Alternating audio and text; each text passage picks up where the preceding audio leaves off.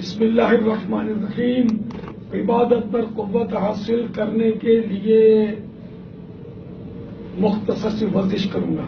خار وہ گلزار ہے عطار ہے عطار ہے، یہ خار وہ گلزار ہے عطار ہے عطار ہے، پھولوں کا وہ انبار ہے عطار ہے عطار ہے، پھولوں کا وہ انبار ہے عطار ہے عطار ہے، پھولوں کا وہ انبار ہے عطار ہے عطار ہے. دراصل یہ تو پھر میں نے چند بار کیا. اس میں 30 مرتبہ قرآن کریم کے 30 پاروں کی نسبت سے ہو جائے تو مدینہ مدینہ. اس میں یہ ہے کہ دراصل سونے میں میرے ہاتھ جو ہے نا وہ بعض اوقات سن ہو جاتے ہیں، تو آنکھ کھل جاتی ہے، تو کچھ دیر کے لیے نیند جو ہے خراب ہوتی ہے.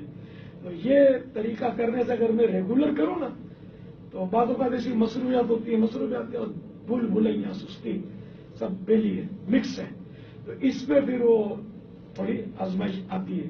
تو اگر اس کو مسلسل کیا جائے تو جن کو سوتے میں یہ سن ہو جاتے ہیں ہاتھ پیر، تو ان کے لیے انشاءاللہ یہ فائدہ ہو جائے گا انشاءاللہ. اور بھی ورزشوں کے فوائد سب کو کرنی چاہیے، اس سے نسیں پٹھے وغیرہ کھلتے ہیں، اور ہر ایک کو اپنے انداز کی کرنی چاہیے. اب جیسے میری عمر تقریباً 64-65 سال ہے تو مجھے یہ آسان ورزش کرنی چاہیے. اگر ہیوی ایکسرسائز کروں گا تو مجھے ہو سکتا ہے نقصان ہو. یہ ایک لائٹ ایکسرسائز ہے جو سب کو عبادت پر قوت حاصل کرنے کی نیت سے کرنی چاہیے.